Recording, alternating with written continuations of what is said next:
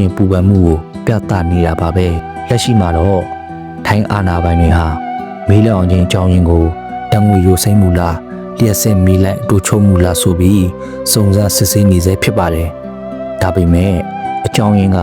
ဘာပဲဖြစ်ဖြစ်မိသားစုဝင်9ဦးရဲ့ဘဝတွေပျော်ရွှင်မှုတွေနဲ့အနာဂတ်ဟာဒီညမှာတင်ရုတ်တရက်ဆုံးရှုံးခဲ့ရပြီဖြစ်ပါတယ်နောက်လာမယ့်ကြောင်းအသစ်တွေအသိရှိနိုင်မှုအတွက်ကျွန်တော်ရဲ့အကောင့်လေး follow လုပ်သွားပေးကြပါဦးကျေးဇူးများတင်ပါတယ်ခင်ဗျာ